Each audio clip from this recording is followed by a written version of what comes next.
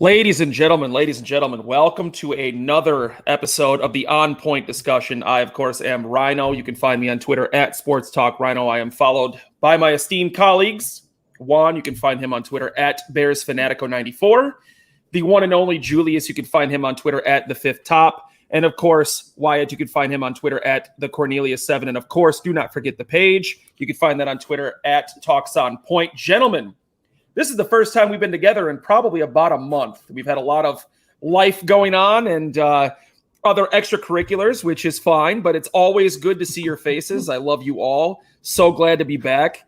I'm going to start with you, Julius. I haven't seen you the longest. How are you, bud?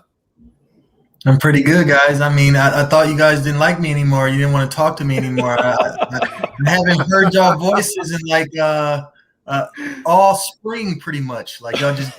I'm happy to be back. I'm happy we're all back, man. How you doing?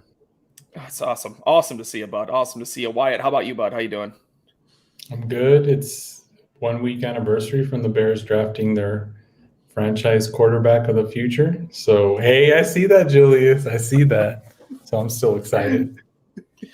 Speaking of which, we actually have a new addition to the lineup of posters behind our very own president up there in the upper left-hand corner, Juan. I see you have a new addition up there, the one Justin Fields. How are we doing, bud? I'm doing great.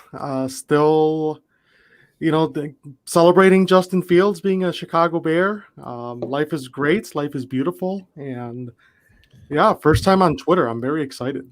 So, yeah, it is. It is going to be a fun time for sure, to say the least. Gentlemen, we're going to jump right into it. We're going to start with the tragedy that struck in Mexico a few days ago with the collapsing of the train. And of course, I apologize. I believe the last number I saw was 23 passed, or has that number risen since then? 23 passed. 23. Okay. So a very horrible tragedy that struck the people of Mexico. We'll start, Juan, with you. We'll start with your thoughts on that tragedy. Yeah, so I saw the video very early the next day when the tragedy happened, and devastating, absolutely devastating. I mean, Mexico City has been through so much these past few years, and just seeing that footage of the train collapsing and going down. Very, very unfortunate, very sad tragedy. And I hope that the Mexican government is able to truly investigate what happened there, because it was horrendous. It was just, it was something that I hope I would never wish upon anyone. It was very bad. Yes, I mean, nobody ever wants to see the loss of life, no matter who it is and where it is. I mean, it's a very tragic issue that happened. I mean, obviously something needs to be investigated in terms of the incident itself, but I almost wonder if a lot more effort should be put into the funding of Mexico's infrastructure as well. Julius, what are your thoughts on the tragedy that struck in Mexico? It's very unfortunate. Evidently, it's been an infrastructure problem in Mexico and Mexico City in particular, which is the largest city in North America. It's overpopulated, and a lot of the infrastructure is outdated. And this was gonna happen eventually in those set of circumstances, and it's very unfortunate. 24 people lost their life immediately, and maybe it's gonna get the Mexican government to take modern day infrastructure into more serious consideration. It's a very good point. A lot of things have been tossed aside in terms of importance, especially in Mexico City, where you have a very large, densely populated area, and it's oftentimes hard to focus on, I guess, dedicating what is and what isn't important. Wyatt, what about you? What are your thoughts on the issue?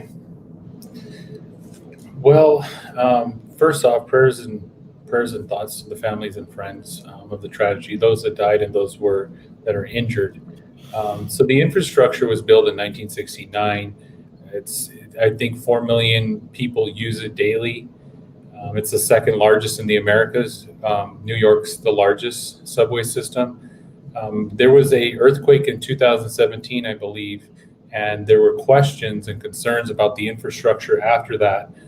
And so I think it could have been prevented. I mean, we have engineers in America that go and check and make sure the infrastructure is safe, overpasses are safe, all these structures. So I don't know what happened in Mexico. I know there's going to be some investigation, but this happened in 2017, and obviously 4 years later something happened. So the structure was compromised, and so hopefully the investigation leads to, okay, well, this is the cause of it, and hopefully it can be resolved in the future where we don't have any of these tragedies that probably could have been prevented. One thing to keep in mind as well when it comes to, Wyatt, you brought up civil engineers who go out and they check structures, they check the infrastructure of a major city, a massive used mass transit system. One of the things that I kind of thought about is the education system in Mexico compared to the United States. The percentage of adults that go on to receive higher education in Mexico is obviously a lot lower than it is in the United States. So the amount of civil engineers, the amount of the people who would work on those things is a lot lower than it would be in the States. Obviously that is an underlying issue as well. But I think the biggest importance here is not only the funding, but the work of ramping up these infrastructures and making sure that they're safe and usable on a daily basis. Juan, did you have more to add to that? Yes, just to go off of what Wyatt was saying, the earthquake that he is referencing actually happened on, I think it was like the 32nd anniversary of the September 19th, 1985 earthquake. So the earthquake of 2017 happened on that exact day, September 19th, 2017. I believe, if I recall, it was a 7.1 in 2017, and then back in 1985, it was, I think it was an 8.2, 8.1 magnitude earthquake. So just very, very tragic. But there has always been a lot of questions about infrastructure in Mexico City because just of the way that it was built. A lot of the older infrastructure was built in the beginning parts of the 1960s, the latter part of the 50s, and it just was not built to code. In those times, the engineers and the government just wanted buildings to go up as soon as possible to show dominance in Latin America. And they were like, you know what, screw it. Do it at whatever pace you need to do it, as quick as you can. And a lot of those building codes that were used back then just weren't followed. So now you have a lot of these infrastructure designs, the subways, the trains that are just not built to code. That's what it comes down to. And to actually expound off of that too, another thing we have to keep in mind is the fact that Mexico does not have the same government agencies in place that America does, such as your National Transportation Safety Board, your highway commissioning, even locally in cities like New York and Los Angeles have their own safety inspectors for mass transit, buses, subways, what have you. So, maybe that's another step that Mexico takes in order to keep their infrastructure safe, is maybe implementing some sort of government board that watches over the infrastructure, does annual checks, goes into these mass populated areas and checks the infrastructure on a regular basis. Okay, we did have an earthquake in 2017. We should probably be checking this annually to make sure things are kept up on. But yes, definitely a tragedy that one, Wyatt, you are right, one that probably could have been prevented and wasn't, unfortunately. Hopefully, that is an eye-opener for the country of Mexico going forward. Did anyone else have anything to add on this particular subject? No, I think, no. Okay. No. I didn't know if I don't know if extended pause. We're gonna move on now to what I'm just gonna hop out and say it is more COVID fear theater. We're gonna talk about the COVID cases in children and the fact that they account for 22% of all cases in America right now. One thing to keep in mind with this particular number is the fact that new cases in children are actually on the decline since January. The biggest period for positive cases in children was from November to right about the beginning of February. And since then, they've started to decline. Another thing we have to keep in mind is the fact that adults are getting vaccinated, especially the elderly. So the more people get vaccinated, and now you got to keep in mind, this is a vaccination that's not available to minors. It's not available to people under 18 in a lot of areas. So when you have a decline in the positive COVID cases among adults, you're obviously going to have at least a percentage increase among children. So guys, I'd like to get your thoughts on this and what you think of the news headlines. And is this something to actually be concerned about? Julius, we'll start with you, bud. Well, from the little bit of data that I went over myself, there seems to be a direct connection with the fact that children are not the ones getting vaccinated at this point. 99% of all vaccinations are going to adults between ages 30 and 60. So it has risen as the more adults have gotten vaccinated, the more percentage of new cases of children has risen along with that.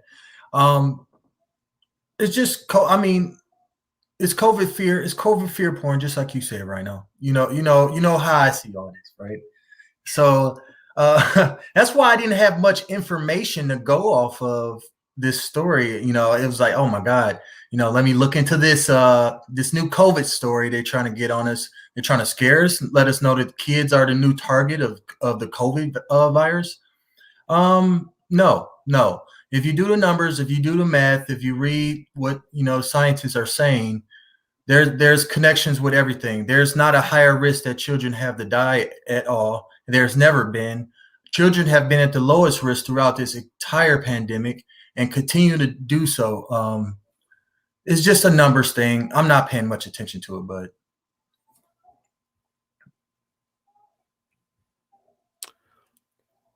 I think our friend Rhino's on mute there. I believe he is. That's embarrassing. That's embarrassing because I actually started off on a great pace there.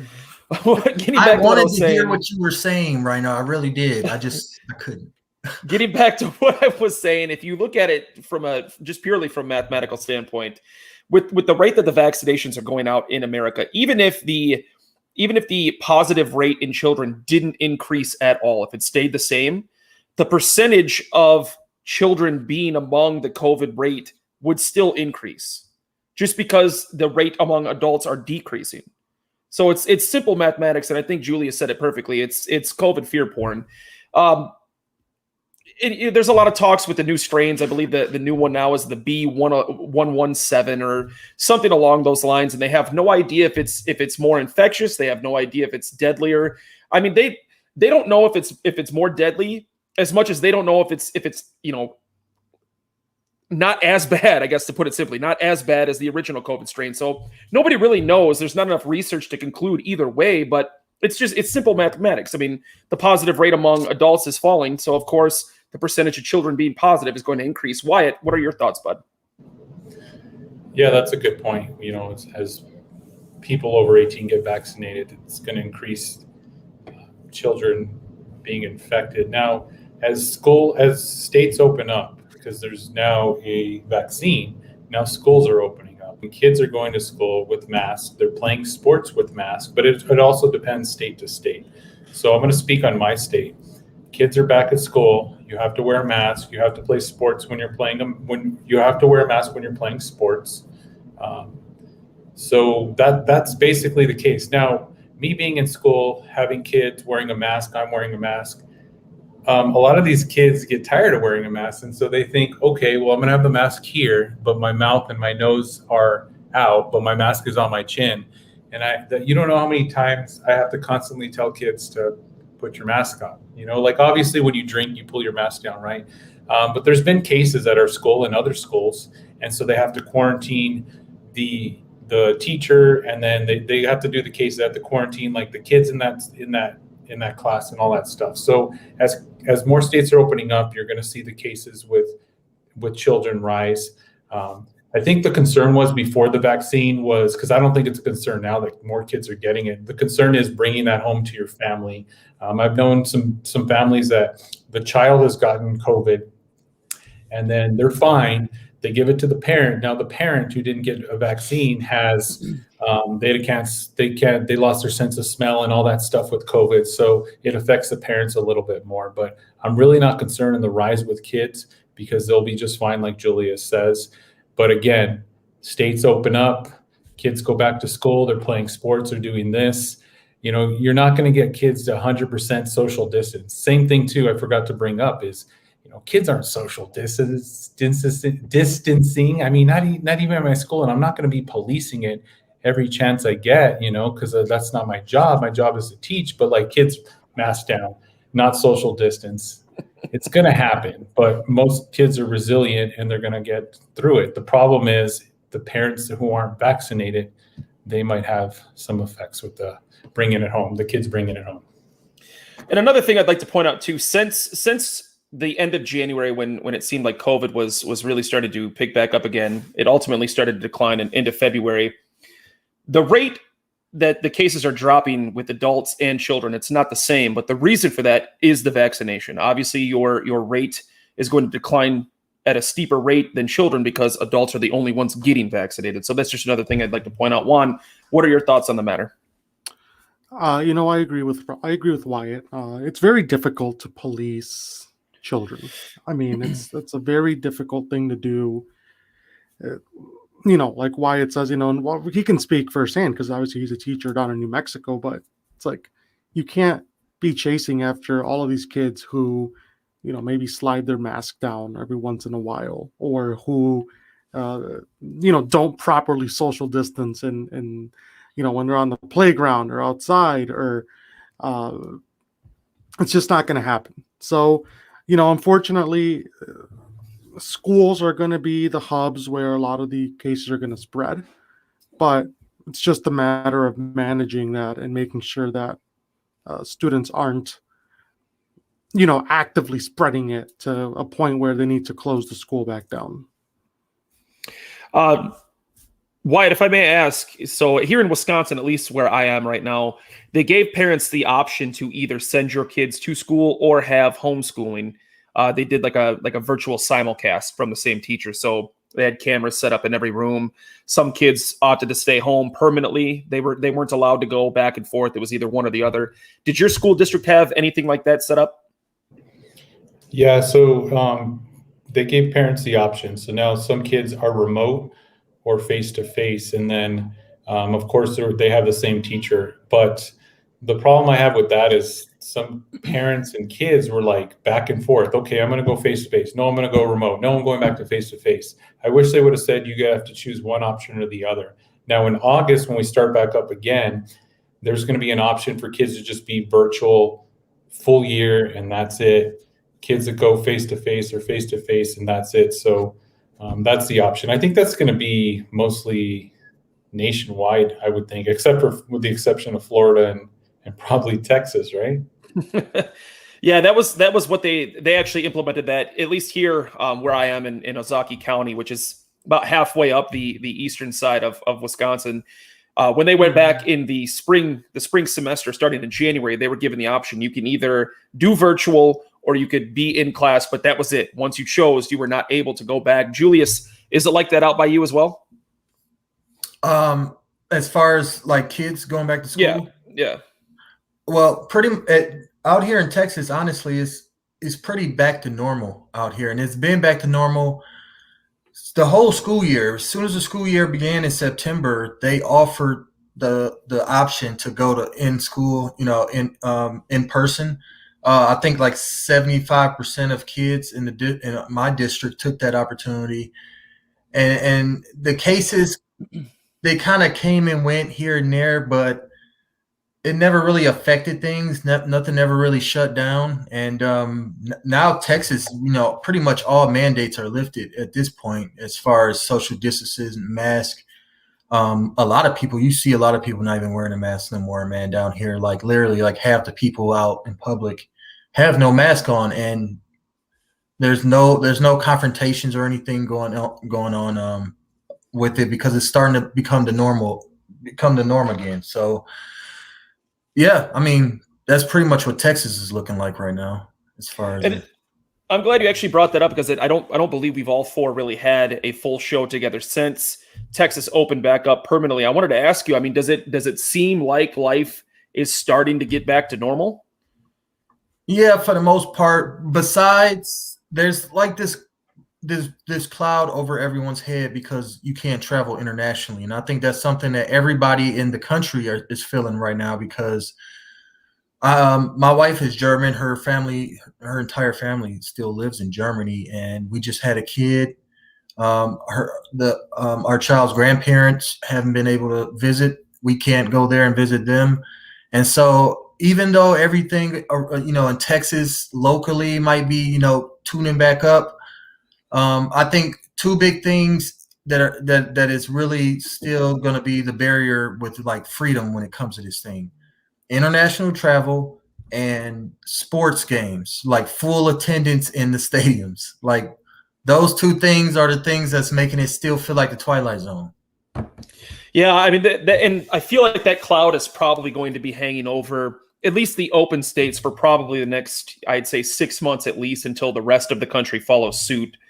So we're going to move on to our next subject, and that is going to be the address that Biden had to the United States government. I want to get your guys' opinions on that. We'll start with Juan. Juan, what did you think of Biden's address to the United States politicians? Should we? Should I sugarcoat it, or should I be very bluntly honest? Well, this is the on-point discussion, so I would like your discussion to be on point, sir.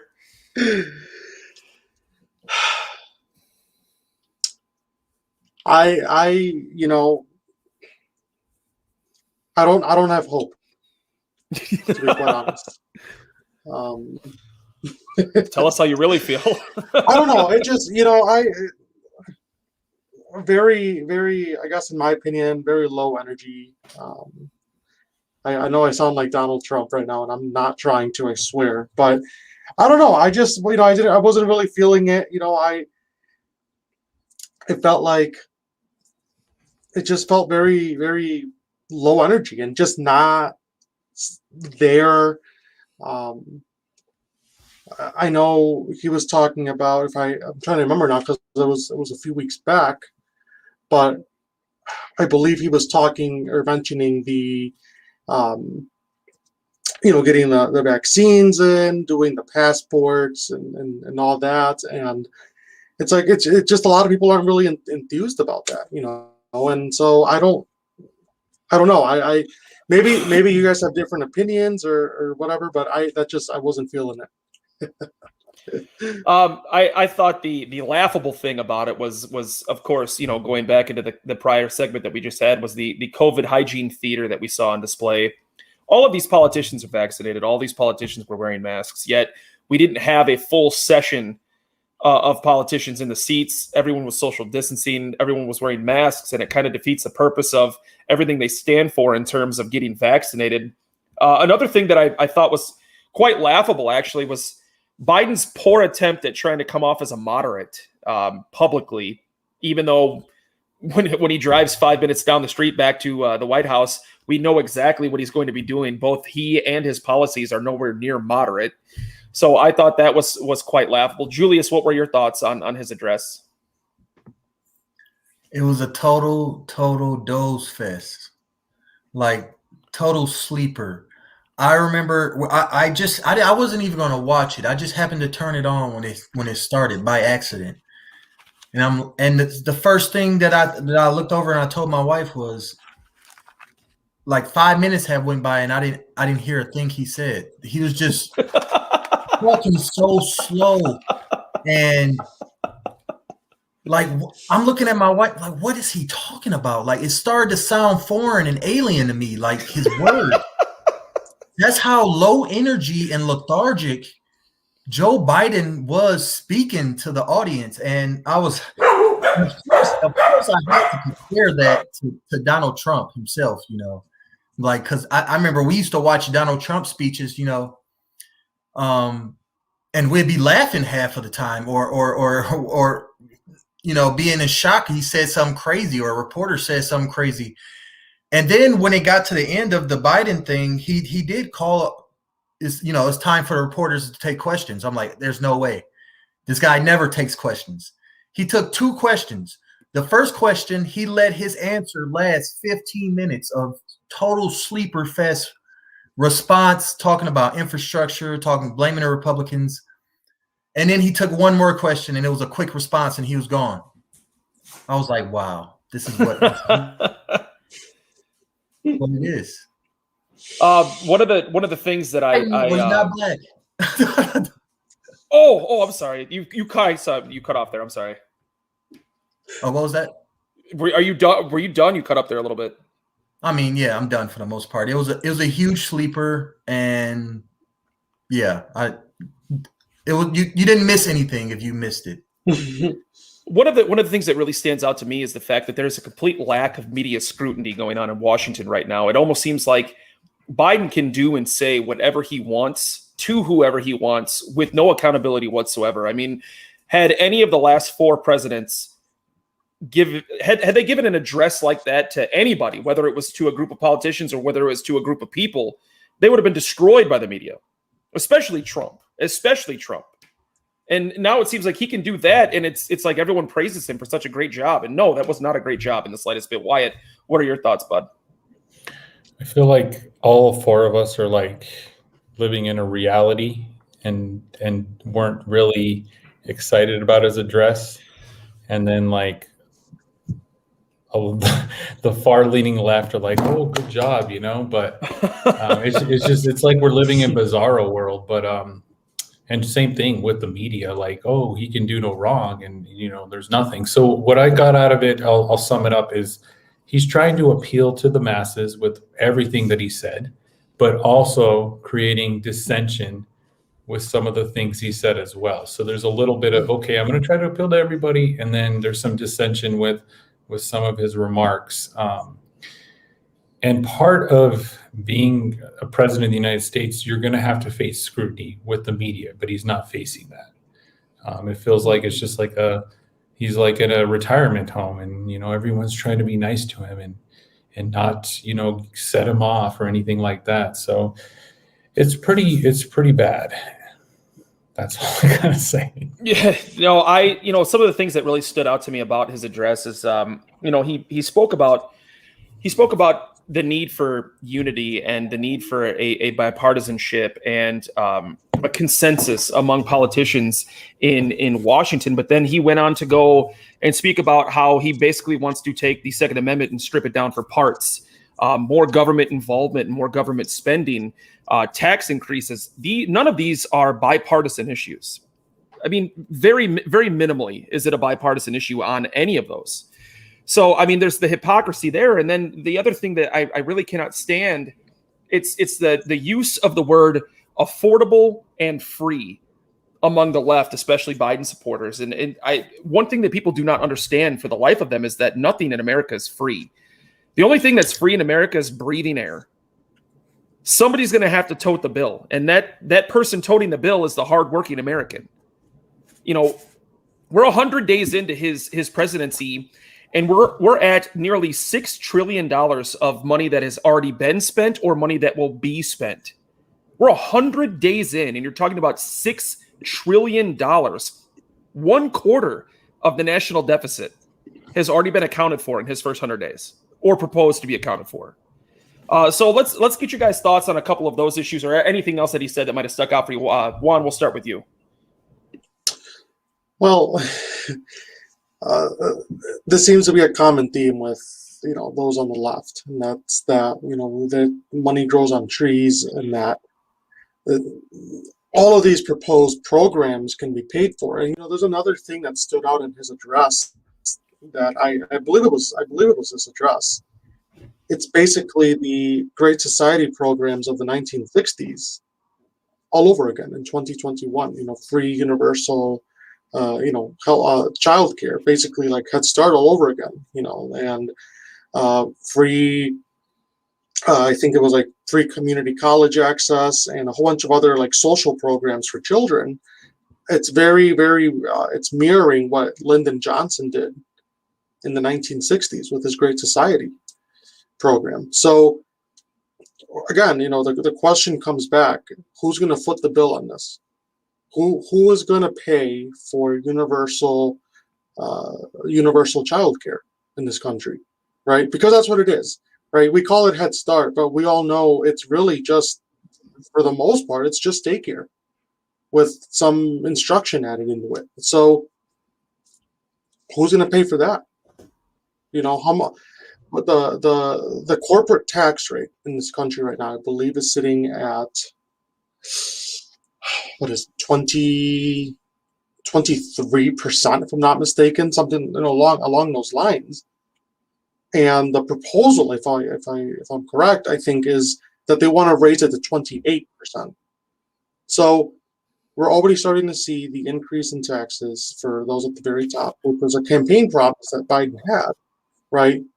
And then you have the far left progressive wing of the party, or Ocasio-Cortez's, and all of those other congresswomen, the squad, who are now jumping and praising Biden for being this like liberal, far left, democratic socialist kind of style. Where, if you recall, a few months back, they were all like, no, he's not the one we want. He's not going to do. So there's been a change of heart here, because it seems like Biden is really starting to appeal to some of the further left wing of the Democratic Party, and all these actions have consequences, and it's going to be really crucial to see once we start getting the midterms, because we're going to start talking about midterm season here coming up pretty soon. What is that going to look like? What's going to happen there? I mean, is the House going to start flipping back to the Republican side? Who knows? It could happen. I mean, it's just a matter of seeing what Biden does in the next few months and in the rest of the year, what's left of 2021. I do think some of those consequences to keep in mind, especially with his proposed tax hikes on people making over $400,000 and the tax hikes to corporate America, is, one thing that a lot of people aren't keeping in mind is the vast majority of these people are employers. They are people that have jobs available for the people in the lower tax brackets. What happens when you increase cost to employers? They make cuts. What are the first things to be cut out of a business? Expenditures, jobs. So if you are increasing the tax costs on these people in these higher tax brackets and the corporations that are in those higher tax brackets, and jobs are lost, that is tax revenue that is lost. So if you have tax revenue that is lost while you're increasing tax spending at an incredible pace, all of these free programs that are going out, how are they going to get paid for? You're going to have a larger and larger and larger deficit that you'll never ever be able to get under control ever. Julius, did you have any thoughts on this at all, or anything else that he may have said? I mean, you guys pretty much covered everything, but I mean, you're absolutely right. All these things cost money, and Biden, a big part of that speech Biden made was that the government needs a bigger hand in the social conditions of America, and that middle class and lower class Americans won't pay anything. Our taxes won't go up ever. He's not going to touch our tax brackets.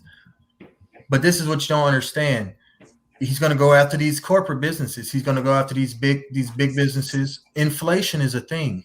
Okay, we already see what's happening in oil prices. I'm paying $2.50 per gallon down here in Texas right now. That's almost $1.25 more at the same time last year.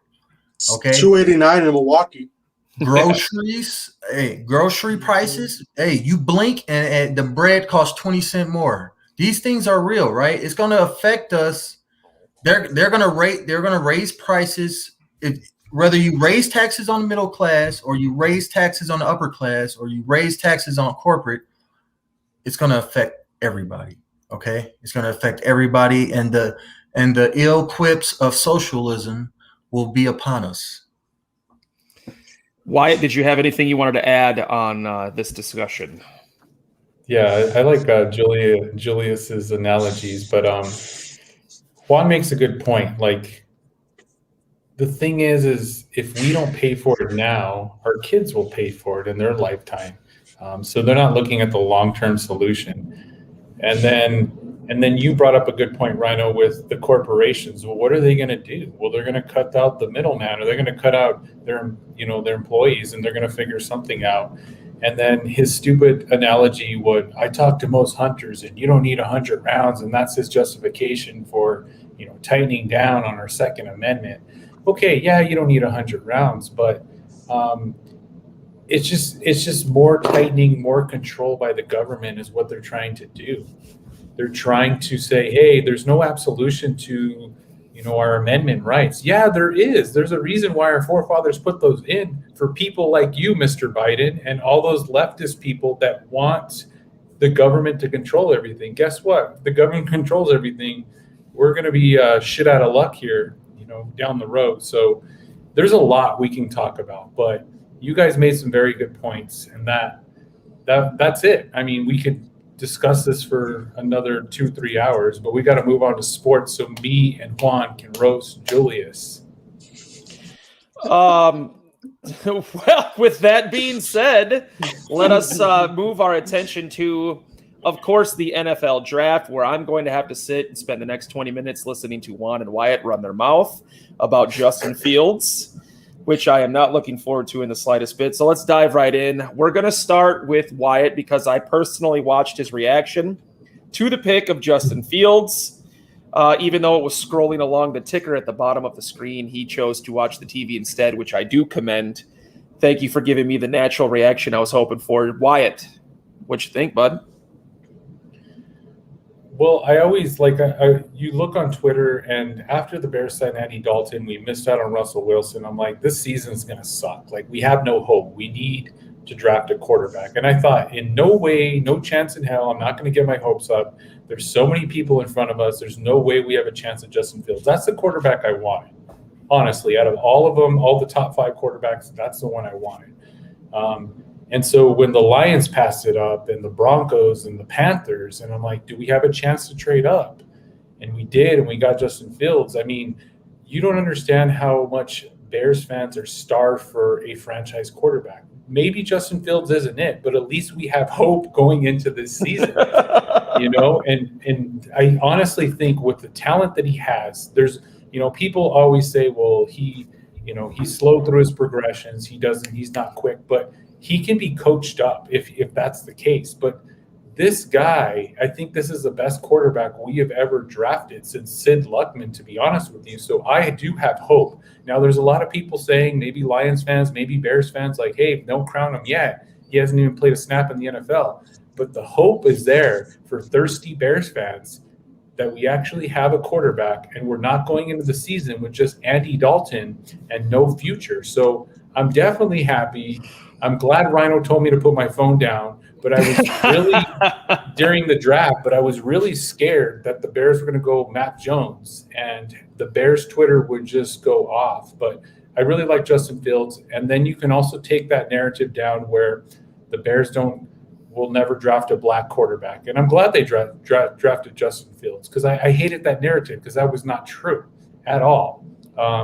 So yes, Julius, I know we can't crown him just yet, but we're thirsty Bears fans waiting for a quarterback. And I believe, hopefully, I pray to God, he's the one for the next 10 years, for the Bears, 10, 15 years.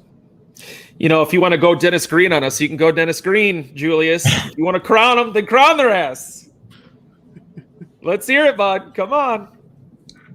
Listen, Juan, Wyatt, Bears Nation, if you're listening to this show right now, watching, I understand, okay?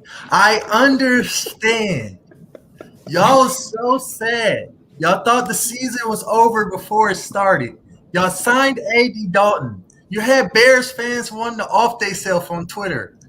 I understand, okay? Justin Fields offers you guys a sense of hope. I get it, okay? Now, as a Lions fan, I hope that never comes to fruition.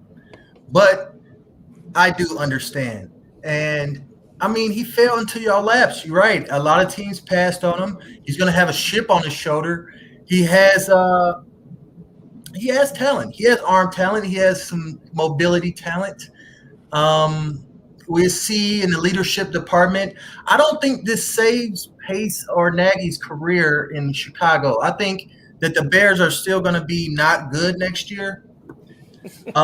specifically offensively, and that's going to be the end of the Nagy era. But that doesn't mean that Fields still won't be our guy and still won't turn your franchise around. But like I said, since I'm a Lions fan, and I know Rhino can attest to this as a Packers fan, we hope that doesn't happen, okay? I hope Justin Fields fails like Mitch Trubisky failed. And the monsters of Midway never return, okay? But hey, I'll go into the Lions and everything else a little bit later. But I just wanted to give my input on the Bears, get it all out there because there was a lot of beef going on the tweet app. And I just want Bears fans to know I understand.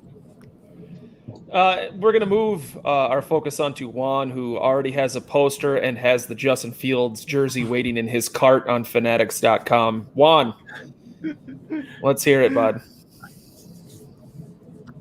I've already said everything I was going to say about the pick. Very ecstatic, very happy. Was watching Julius punch air as always on Twitter. Julius was getting into it with people, and I was just there, just watching it. It was hilarious. But no, I'm very excited, very optimistic, and I really hope I get to see Justin Fields play this year. I know that Soldier Field is allowing fans back into the stadium this upcoming season, so we'll see what happens with that. Yes, I do believe it was Roger Goodell that said that he believes all 32 stadiums will allow full capacity fans by September. So that obviously is something to look forward to. We're gonna give what your favorite move or draft pick was for another team. Wyatt, we'll start with you. What did you see in the draft outside of the Bears that really either surprised you or you thought was a really good move?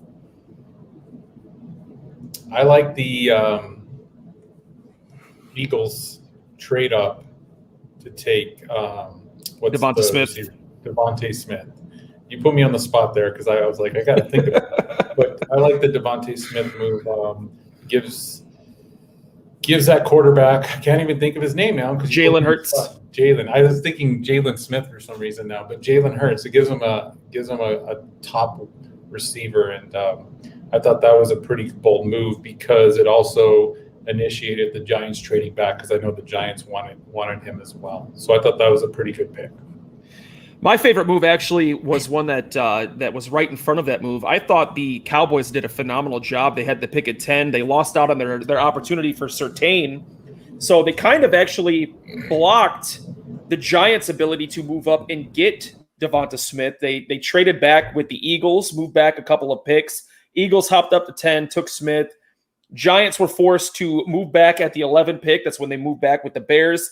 And then the Cowboys went and still were able to get their number 2 guy on their board in the linebacker. So I thought that was the move of the first round. They had their number 1 guy in Surtain. They missed out on him. They had a number 2 guy in the linebacker that they got.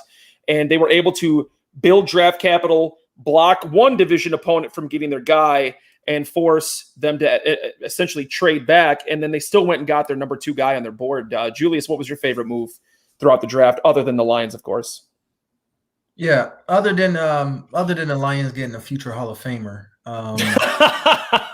my favorite move probably was the Patriots staying patient and holding on for Mac Jones, which to me is the perfect prospect for the Patriots.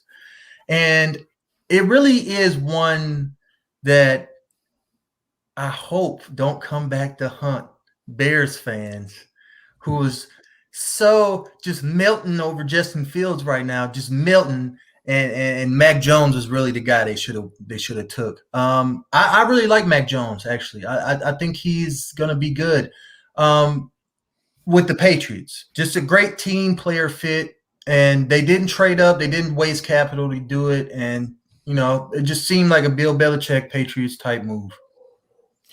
And that's okay, Julius. Don't worry. That guy you took in the first round will probably be the greatest at his position, but another Hall of Fame career that you guys will essentially ruin. Juan, what was your favorite pick out of the draft? It's funny, Julius. Usually I'm the one who's roasting you. I've been calling for it. No, I actually was going to say Mac Jones too, to New England. I'm really curious to see what Bill Belichick's going to do with him. lots of optimism, for the Patriots on that end. And so we're watching that one very closely here.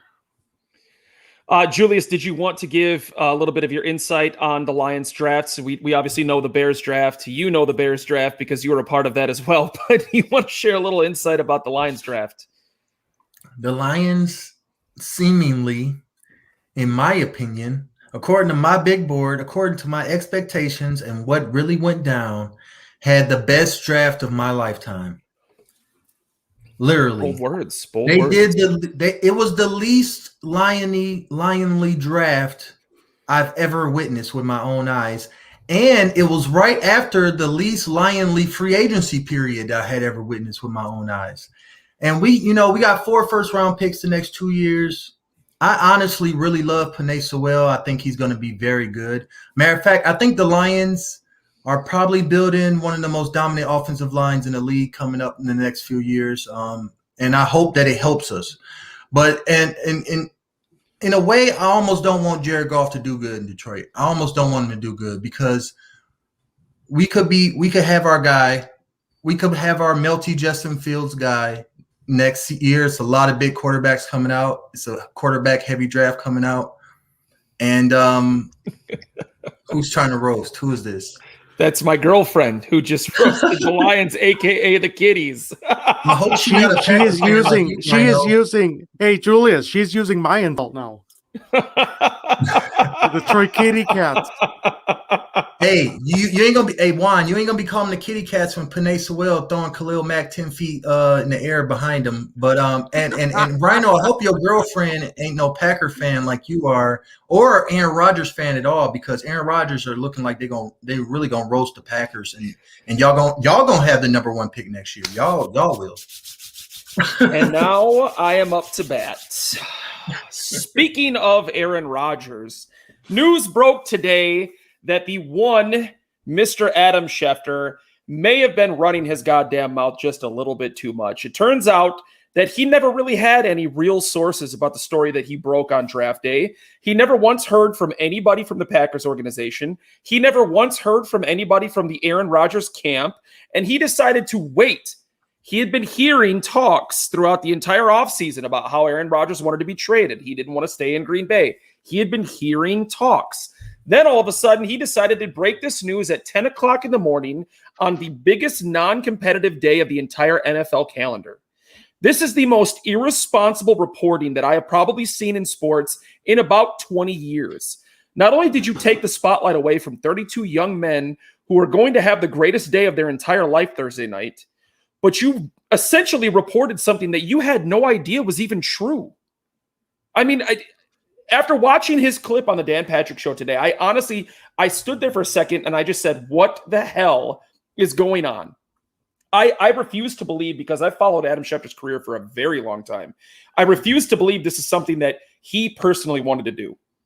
I think ESPN pushed him into doing this, pushed him into being that frontline guy because his name, Adam Schefter, if his name is the one that is saying the story, people are going to be like, oh shit, Adam Schefter said that. That must be true.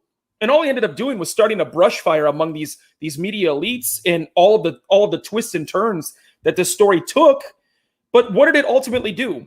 It turned Thursday night into the 3rd biggest draft night the NFL has ever had in terms of ratings. And that's exactly what they were trying to accomplish. What other quarterback in the NFL could you have done this with, given the last couple years of history? You couldn't do this with Tom Brady now. You couldn't do this with Justin Herbert. You couldn't do this with Patrick Mahomes. You could only do this with Aaron Rodgers. Back-to-back NFC Championship losses, the first-round selection of Jordan Love last year. He was the only guy that had real drama surrounding him. And of course, he has had drama surrounding him for the past 5 or 6 years with the exit of Mike McCarthy and the Ty Dunn article that came out a couple of years ago about his locker room interactions, especially when Brett Favre was there. So I in my mind, I'm sitting here thinking this is a complete lack of journalistic integrity. I couldn't believe when I saw the story, and even watching Dan Patrick's face while he's literally interviewing on Zoom Adam Schefter. I mean, his face said it all. He's like sitting there like, what are you even doing, dude? Like, I couldn't believe it. Julius, Wyatt, feel free to jump in here and give me your thoughts on this if you saw any of these reports today. Yeah, there's so much going on with this Aaron Rodgers thing, and honestly, as a bystander, not as a bystander, as an outsider looking in, it just seems like there's a mix of a lot of truths and a lot of lies. So, of course, Aaron Rodgers and the Packers, they've been a source of drama for the media and for fans for a long time. Everybody know that Aaron Rodgers stories come out about his attitude problems and his family problems, and he's a douche and all this other stuff. But I mean, you saw this coming. I knew this was going to come eventually because they draft Jordan Love last year. It's just going to up the ante, and Adam Schefter probably got hot feet and just went with something that may or may not have been totally truthful. So it's very interesting to watch. The thing that I thought was the most irresponsible is the timing. If you're sitting on a story of this magnitude, break the story. Had he broke the story 2 months ago, it wouldn't have been as big of a deal as it is now. But it got the notoriety, it got the drama, the attention that it did because it happened on draft day. So everyone was speculating, is Aaron Rodgers going to go here? And Wyatt, you can attest to this. We did the draft special. It seemed like for literally half of the first round, they were either showing Aaron Rodgers clips or they were talking about, oh, did this team draft this guy as a trade potential for Aaron Rodgers? I mean, Wyatt, what do you think about this? Yeah, it was weird because, I mean, to do it on draft night and then have all this speculation, and then there was like something about the Broncos have like the best offer for him on draft, and I could see it on Brandon's face and I can see it on your face, like what the heck is going on? I mean, it's clear that he's unhappy. Like his comments after the NFC championship game, they were like, left people wondering. I think Schefter just like maybe I'm just going to add on to this drama. Honestly, I'm hoping there's a clear resolution. It's clear that Aaron Rodgers loves Green Bay. He loves the organization. He probably has some issues with the GM right now. They probably because he drafted Jordan Love. But I hope there's a quick resolution and this doesn't get carrying on in the offseason like it did with Brett Favre with this whole issue of I'm retiring. No, I'm back. I'm just going to show up because for Packer faithfuls, I hope there's a clear resolution, and I hope there's a clear resolution for Aaron Rodgers, whether he wants to stay or whether he wants to go.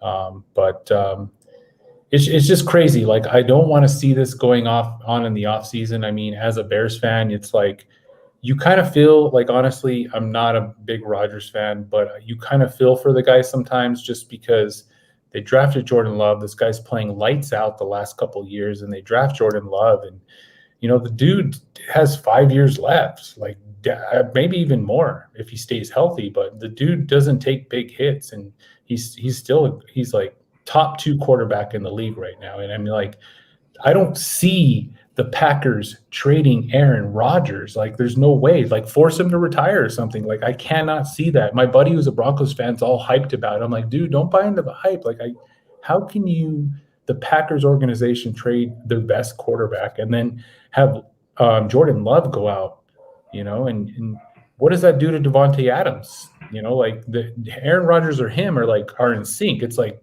Jordan and Pippen kind of thing, so it's just crazy. And I hope the resolution just comes soon because it's just too much hearsay out on Twitter, too much hearsay out, going out on the media.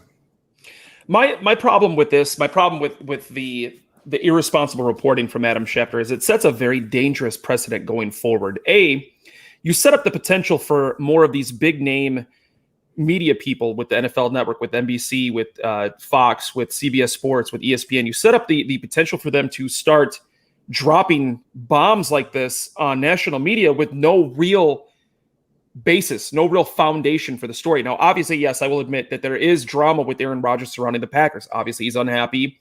He's unhappy with the 2 championship game losses. He's unhappy with the pick of Jordan Love. He's unhappy with his lack of input in terms of the direction of the franchise. That's fine. But not only do you set up the potential for these other big name media people to start dropping stories like this, you damage the integrity of the locker room by doing this. especially given the timing of it. I mean, what do you think these other guys are sitting there watching? Obviously, the majority of the team is going to be watching draft night. They're going to be watching to see who their new teammate is. They're going to be watching to see what the competition is doing. When they start to see reports like this, there's going to be animosity in the locker room that doesn't deserve to be there. And that animosity is built around a false narrative that no one knows is true or not. So it's dangerous and it's irresponsible on multiple levels. And I think, I mean, it's sad that among sports journalism, there is a almost as big of a loss of integrity as there is among politics and reporting the news. It almost feels like ESPN has turned into TMZ at this point. They're all about sharing the biggest drama and not just giving us sports news. Juan, did you have anything you wanted to add about this? Nope. I think you guys honestly got it all pretty much covered. So, Julius, Wyatt, anything else? No. Last question to you, Rhino, would be if Aaron Rodgers gets traded or decides to retire, how do you see the Packers season going? I said this on the Titletown podcast on Sunday.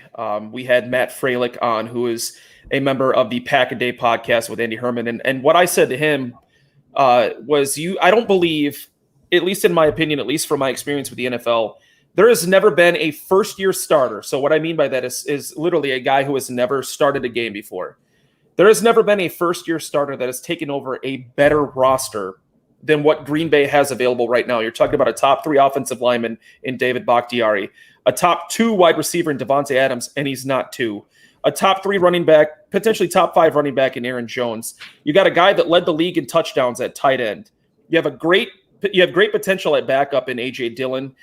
You've got an elite offensive line that's going to continue to be elite. And you have a head coach that has proven himself to be among the top 5 in the NFL with back-to-back 13-3 records. So if Jordan Love is going to be even a decent NFL quarterback, I mean, if he's going to be, hovering outside of the top 10 and between the 15 and 11 position, he has a team right now that could go to the playoffs still. I could see the Packers winning 9 or 10 games with Jordan Love in there as a starter, potentially even more. I think their ceiling is probably 12 wins if he's as good as people like to speculate that he is. Obviously, their basement is going to be probably about 6 wins. But the potential is there for this team to still compete and still win the division. I mean, you got to remember, this division is still not very strong. There's a large question mark looming over the Bears and what they're going to do. I would probably put them right around 500. The Lions are probably going to be just a little bit below 500. We all know what the Vikings do. They choke every single year. They have one of the best rosters in football, and they still win 8 or 9 games. So this division is very much up for grabs, even if Jordan Love is the quarterback of the Packers. Very good analysis. With that being said, we are gonna move on to wrapping the show up. It was such a lovely evening to be back, the 4 of us, the entire On Point discussion gang, and debating these great topics again. Of course, you can find me on Twitter at Sports Talk Rhino. My buddy Julius, you can find him on Twitter at The Fifth Top. Of course, Wyatt is on Twitter at The Cornelius7, and of course, the president on Twitter at Bears Fanatico 94. Gentlemen, any other thoughts? Go Lions. Go Wings. What? Go No. Tigers. Go Pistons. Go You already know where I'm at. Ladies and gentlemen, have a good evening.